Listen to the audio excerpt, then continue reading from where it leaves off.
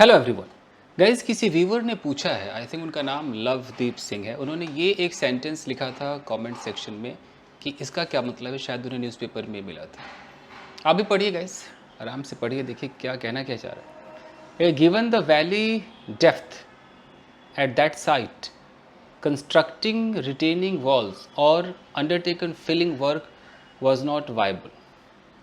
उन्होंने बोला कि इसका क्या मतलब हो सकता है। तो चलिए इसको मैं समझाने की कोशिश करता हूँ गाइस। देखिए, सबसे पहले मैं आपको ये गिवन समझाता हूँ। होता क्या है, मान लीजिए एग्जाम्पल के तौर पे कि यहाँ पर एक बुजुर्ग इंसान है। मैं ऐसे एक एग्जाम्पल बता रहा हूँ।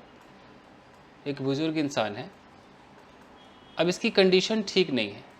अब मैं बोलूँ कि इसके कंडीशन को देखते हुए, इसके हेल्थ को देखते हुए, अगर मैं इस तरह की सेंटेंस बोलूँगा ना, तो आपको शायद नहीं पता होगा, बट गिवन का इस्तेमाल किया जाता है कि गिवन हिज हेल्थ कंडीशन। मैं ऐसे करके बोल सकता हूँ। अगर बोलूँ कि इसके उम्र को देखते हुए, तो मैं क्या बोलूँगा, गिवन हिज एज। ओके। इसके बैड बिहेवियर को देखते हुए मैं कैसे बोलूँगा, गिवन हिज बैड बिहेवियर। तो ये सब न्यूज़पेपर की भाषा है। स्पोकन इंग्लिश में थोड़ा कम यूज़ होता है, हालांकि मैं इस यूज़ करता हूँ, पर थोड़ा कम होता है। तो गिवन हिज बैड बिहेवियर। तो उसी तरीके से यहाँ पर लिखा है कि गिवन द वैली डेप्थ, यानी कि अगर कोई वैली है, कोई घाटी है और घाटी में गहराई है, डेप्थ ज़्यादा है, तो इसकी गहराई को देखते हुए, तो गिवन का मतलब देखते हुए, कंसीडर करते हुए। गिवन को आप कंसीडर समझिए, विचार करते हुए, ध्यान देते हुए, ये गिवन होता है। तो गिवन द वैली डेप्थ, यानी कि उस वैली की उस डेप्थ को, उस गहराई को देखते हुए। अच्छा, वो कहाँ पर है, एट दैट साइट। साइट होता है ना, साइट मतलब वो लोकेशन, कि भाई इस साइड में, साइट पे पहुंच गया हूँ, ये साइट। तो उस वाले साइट पर जो वैली है उसके गहराई को देखते हुए। हो गया। अब यहां पर देखिए, कंस्ट्रक्टिंग रिटेनिंग वॉल्स। फिर यहां पर और करके लिखा है कि undertaken filling work was not viable. हम अभी और को छोड़ देते हैं, हम देखते हैं कंस्ट्रक्टिंग रिटेनिंग वॉल। अब देखने में ऐसा लगता होगा कि यार यहां भी आईएनजी लगा दिया, यहां भी आईएनजी लगा दिया। अब अगर मैं इतने को, ये मैं मान लूँ कि ये हमारा सब्जेक्ट है, अभी और को छोड़ दीजिए। कंस्ट्रक्टिंग रिटेनिंग वॉल सब्जेक्ट है और ये वॉज नॉट वाइबल ये इसका प्रेडिकेट है। ओके। तो फिर इतना बड़ा अगर सब्जेक्ट होगा तो सब्जेक्ट इसमें से कौन सा होगा, ये कंस्ट्रक्टिंग, ये हमारा जिरेंड है। कंस्ट्रक्ट का मतलब निर्माण करना, कंस्ट्रक्ट करना ये जिरेंड हो गया। तो जिरेंड तो हमेशा सिंगुलर होता है, इसलिए तो यहाँ पर वॉज लिखा हुआ है। तो ये इस वॉल्स के हिसाब से हम ये अंदाजा लगा सकते हैं कि अच्छा, कंस्ट्रक्टिंग ही इसका सब्जेक्ट होगा, क्योंकि अगर वॉल्स होता सब्जेक्ट तो फिर तो यहाँ वर होना चाहिए था। समझ रहे हैं। तो थोड़ा कॉमन सेंस लगाना पड़ता है। तो हम समझ गए कि अच्छा, कंस्ट्रक्टिंग यहाँ पर सब्जेक्ट है, तो भैया अगर वर में आईएनजी सब्जेक्ट है तो जिरेंड ही और कुछ भी नहीं हो सकता है। ओके। ये पार्टिसिपल नहीं हो सकता है, मैं वो साबित करने की कोशिश कर रहा हूँ। तो ये हो गया कि कंस्ट्रक्टिंग यानी कि कंस्ट्रक्ट करना।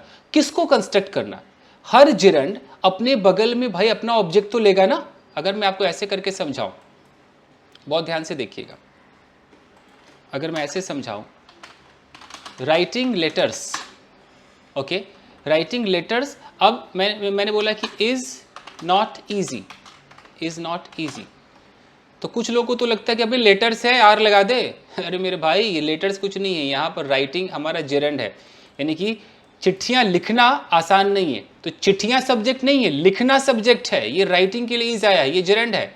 तो ये जो जेरेंड है, तो ये जेरेंड है, लेकिन अंदर से तो ये वर्ब भी होता है ना, तो इसका भी तो अपना एक ऑब्जेक्ट होगा। तो इसका ऑब्जेक्ट है लेटर्स। तो जैसे राइटिंग का ऑब्जेक्ट लेटर्स है, उसी प्रकार से यहाँ पर जो कंस्ट्रक्टिंग है, ये कंस्ट्रक्टिंग है, तो इसका ऑब्जेक्ट भी तो होगा। इसका ऑब्जेक्ट है रिटेनिंग वॉल्स, यानी कि वॉल्स इसका ऑब्जेक्ट है। अब ये वॉल्स कैसा है, तो वॉल की कोई क्वालिटी बताएगा, वो प्रेजेंट पार्टिसिपल होता है। क्वालिटी कोई बता सकता है, यहां पर प्रेजेंट पार्टिसिपल है भाई। थर्ड फॉर्म भी क्वालिटी बता सकता है, प्रेजेंट पार्टिसिपल वाला भी एडजेक्टिव तो कई है ना। आपका एक नॉर्मल हो गया कि कोई ब्यूटीफुल है, कोई कमजोर है, कोई स्ट्रांग है। एक आईएनजी वाला हो गया, एक थर्ड फॉर्म वाला एडजेक्टिव हो गया। ये आईएनजी वाला एडजेक्टिव है जिसको आप प्रेजेंट पार्टिसिपल कहते हैं। तो रिटेनिंग वॉल कौन सा वॉल होता है, ऐसे वॉल्स होते हैं जो मतलब कि रोक देते हैं, जैसे मिट्टी वगैरह को रिटेन कर लेंगे, एकदम उसे जाने नहीं देंगे। कुछ ऐसे इस तरह होता होगा, कंस्ट्रक्शन के डिपार्टमेंट का कुछ एक नाम है। तो इस तरह के कुछ वॉल्स हैं जिनको रिटेनिंग वॉल कहा गया है। तो रिटेनिंग वॉल को कंस्ट्रक्ट करना वॉज नॉट वाइबल, वो प्रैक्टिकल नहीं था। वाइबल का मतलब होता है कि प्रैक्टिकल होना, कि ये इतना ईजी नहीं है, वो प्रैक्टिकल नहीं था। फिर यहां लिखा है और undertaken filling work was not viable, ये वॉज नॉट वाइबल दोनों के लिए है कि रिटेनिंग वॉल्स को कंस्ट्रक्ट करना प्रैक्टिकल नहीं था और अंडरटेकन फिलिंग वर्क भी प्रैक्टिकल नहीं था। अंडरटेकन यहां पर V3 लिखा हुआ है, तो V3 यानी कि ये भी एडजेक्टिव है। अंडरटेकन का मतलब हाथ में लिया हुआ, आपने अंडरटेक कर लिया, किसी चीज को हाथ में ले लिया है, तो अंडरटेकन। अब हाथ में लिया हुआ क्या? अगर मैं आपको V3 एडजेक्टिव से ऐसे बता दूं, और ध्यान से देखिए, अगर मैं कहता हूं कि अ ब्रोकन चेयर यानी कि टूटी हुई कुर्सी, यू नो। अगर मैं कहता हूं कि अ स्टोलन बाइक, स्टोलन बाइक यानी कि चोरी की हुई बाइक। अगर मैं कहता हूं कि अ बर्न्ट हाउस, जला हुआ घर, तो उसी तरीके से अगर मैं कहता हूं कि अंडरटेकन, अगर मैं कहता हूं अंडरटेकन वर्क यानी कि हाथ में लिया हुआ काम, समझ रहे हैं, ये सब एडजेक्टिव है। तो अंडरटेकन हाथ में लिया हुआ, ओके। वर्क मतलब काम, अब कौन सा काम? फिलिंग वर्क, यू नो, ये भी काम को मॉडिफाई कर रहा है, ये प्रेजेंट पार्टिसिपल है। फिलिंग, फिल का मतलब क्या होता है? भरना। तो भरने का काम जो हाथ में लिया गया था वो भी वाइबल नहीं है। क्यों वाइबल नहीं है? Given the valley depth, valley में इतनी गहराई है, उस घाटी में इतनी गहराई है कि भैया उस साइट पे उस गहराई को देखते हुए दोनों काम पॉसिबल नहीं है। चाहे आप रिटेनिंग वॉल्स को कंस्ट्रक्ट करना चाहते हो वो भी वाइबल नहीं है, अगर आप जो आपने भरने का हाथ में लिया हुआ है काम वो भी वाइबल नहीं, वो भी प्रैक्टिकल नहीं। तो लवदीप सिंह, ठीक है जी, समझ में आ गया जी? चलिए, थैंक यू वेरी मच, मिलते हैं अगले एपिसोड में। Thank you guys.